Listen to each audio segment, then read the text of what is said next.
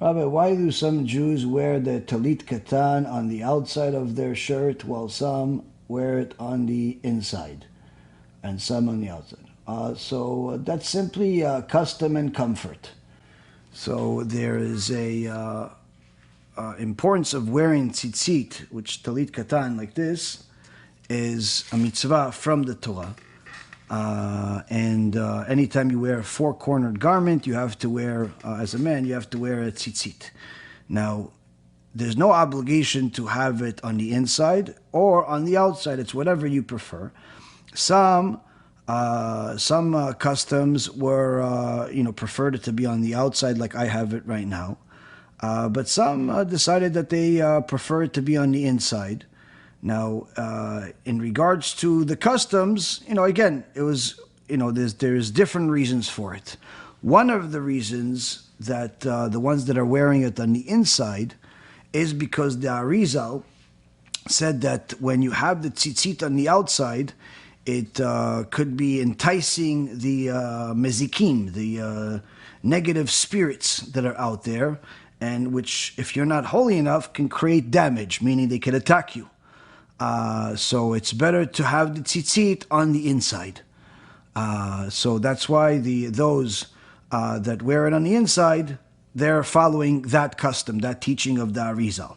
On the other hand, there are others that are saying, listen, even though there are mezikim, and even though the mezikim could be dangerous, if you're wearing tzitzit, it'll protect you, and it's important. It's more important for you to be visually Jewish, meaning to show your Judaism and the pride that you have of Judaism on the exterior, than it is for you to be concerned about mezikim, and therefore you should wear your Jewish garments in such a fashion that you're noticeably Jewish, by your tzitzit, by the way you look. That's why, for example, the first time in the entire Tanakh that the word Yehudi, Jew, appears is in Megillat Esther. And that Yehudi is Mordechai Yehudi. Mordechai was the Jew. Why is, they say, or is Mordechai Yehudi? Why Mordechai Yehudi? Why didn't they just say Mordechai? Obviously, we would know he was a Jew. Because Mordechai was visually Jewish from far away, because he had long and big, fat payot, just like, I have, but magnified much, much more, that even from far away, you were able to see that this is a Jew that's coming. There's no way that this guy is not Jewish, because obviously, especially in those times, it was very difficult to determine who's Jewish based on clothing, because the clothing, everybody had similar clothing. They had the tarbush, they had the kaftan, they had, similar clothing. So how can you tell this is a Jew and this is an Arab, this is a Persian, this is how would you know? The way that was Mordechai and the Jews showed themselves as Jews was their payot. That's why these are called also simanim, signs. So Mordechai the Jew, first time in the Torah that the word Jew appears is in Megillat Esther. So as far as the back to the tzitzit question, those that are in the tradition of wearing the tzitzit on the outside say that, listen, wearing it on the outside, being visibly Jewish, is a very, very important mitzvah in itself. It's not only showing your Jewish pride, you're showing that your observance of the Torah, of the mitzvot, but also it shows your fear of heaven and not fear of man. Many times people, they say that they're not wearing a kippah or they're not visually Jewish because they're afraid of antisemitism. This is complete nonsense of the Yetzer Hara. Rav Ovadia one time came to a community of Syrian Jews, and he noticed that many of the Jews in the Syrian community were Torah observant, but many of them were not wearing a kippah.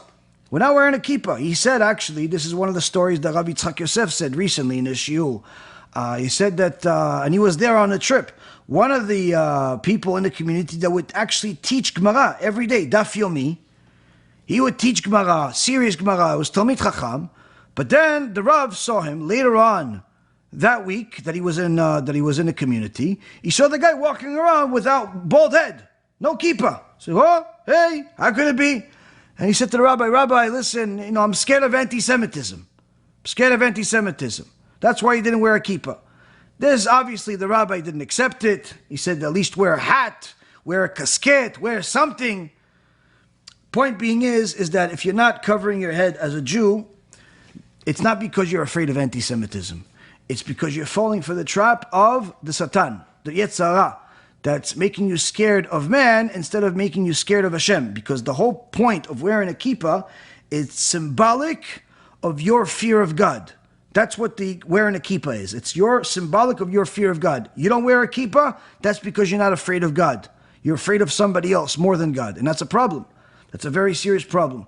So it's important for a Jew to be visually Jewish, you can see that they're Jewish. Now, there's no obligation for you to wear the Hasidic garment or the tzitzit outside or anything like that. You can wear it on the inside.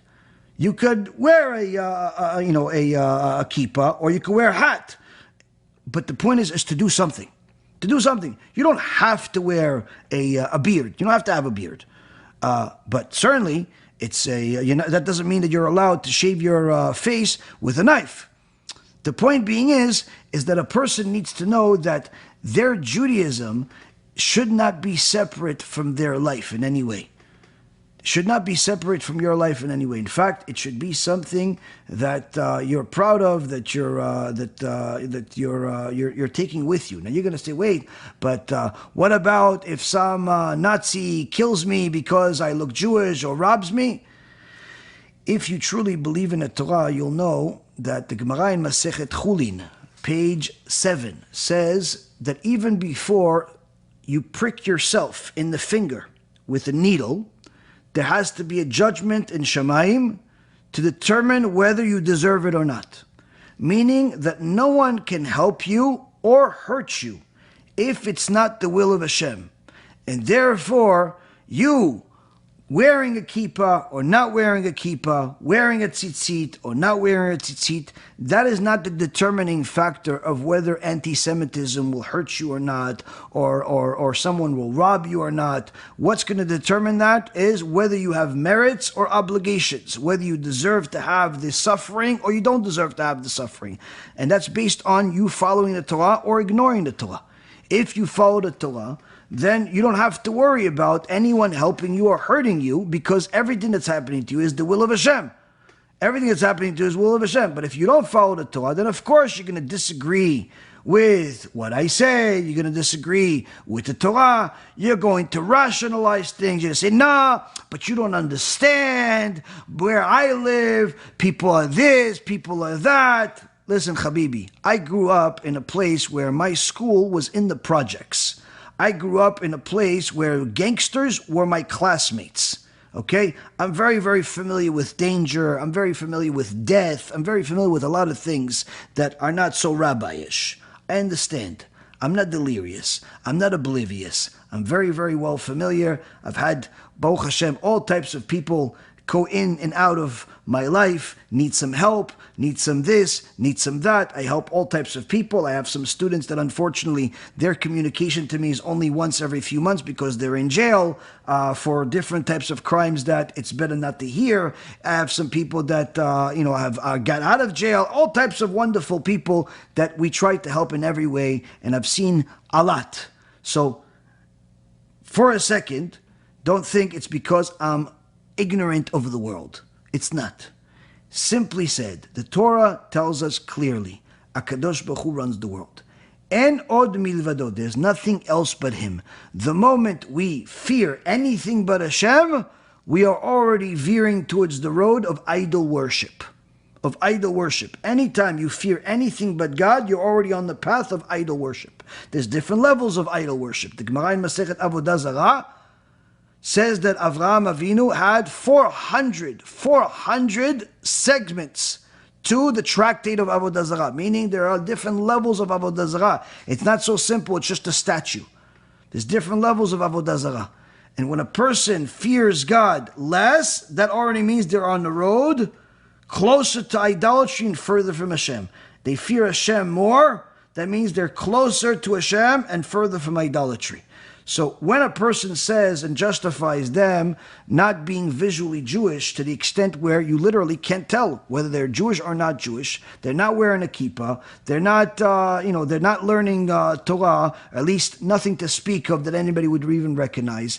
The problem that they don't realize is that this answer that I'm providing, they don't have the spiritual tools to accept it. Why? Because you're living a life that's so far away from the Torah that none of what I say makes sense to you, because the way you calculate things is based on your perception of them, your emotional connection to them, your understanding of them with the tools you have. And the tools you have are the secular world. So you're seeing on the news, this Jewish guy got attacked. That Jewish guy got attacked. That synagogue got burned. That guy is a terrorist. You're seeing things based on the human perspective. And therefore, you're going to determine based on the human perspective that if you are less visually Jewish, that means that you are going to increase your safety. Just like people think that the more weapons they have in their house, the more safe they are. This is antithetical to the Torah, because that means that you're giving something else power above God. Above God. If a person is protected by God, that means that nobody in the world can hurt them. Nobody in the world can hurt them, even if they're inside Gaza. Even if somebody shoots directly at them.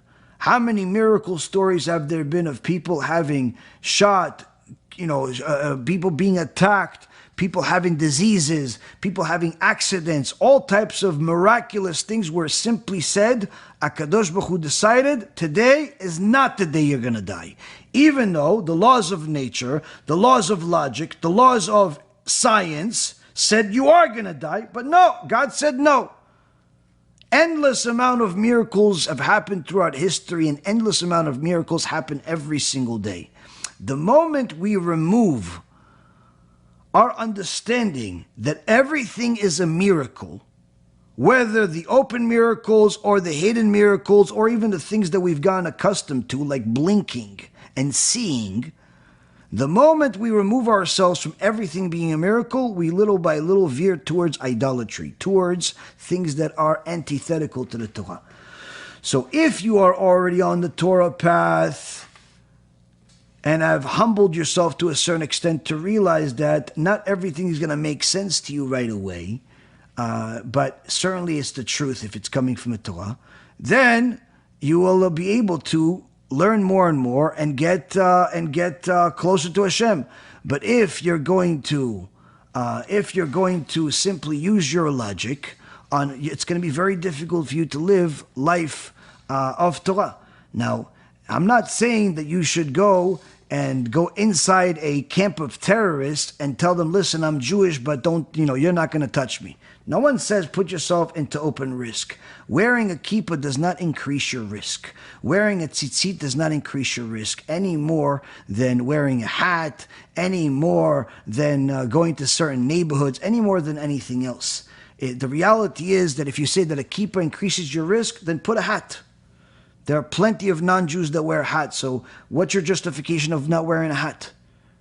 Now, if you say, okay, the tzitzit increases my risk, fine, so put the tzitzit inside. No one knows what's under your shirt. Why aren't you still wearing a tzitzit? What, just in case they decide to undress you? The point being is that a person needs to know that HaKadosh Baruch Hu knows the real reasons of why we do what we do, and really what's behind it. Many times when a person is connected to Hashem, the more connected to Hashem they are, the more they are open about their Judaism, happy about their Judaism, proud about their Judaism, and confident about their Judaism, and no one in the world can scare them. No one in the world can scare them. The further a person is from the Torah itself, but they're close to, let's say, the superficial part of Judaism, such as the customs. They like Purim, but not necessarily Yom Kippur. They like Chanukah, but they don't necessarily like Rosh Hashanah. They don't necessarily like Pesach. They like Chol HaMoed, but not Yom Tov. So the more people are, close to the customs, and the traditions, but not the laws, the more difficult it is going to be for them to feel the Torah, But as a person learns more and more Torah, they're going to realize that God is the one that rules the world and no one else. And there's nothing for you to be afraid of, not an army, not a battalion, not a terrorist group, not a governor, not a president, not a boss, not a customer, not anything. Only thing you need to be afraid of is HaKadosh Baruch Hu. Once you know that, life becomes much, much more pleasant. We must reach such a high level of Kedusha through Torah learning and good deeds that we finally realize everything comes from HaShem. The decree didn't come from Haman and the salvation didn't come from Mordechai. Everything is from HaKadosh Baruch Hu. All your problems are not caused by others. It's HaShem talking to you, trying to get your attention.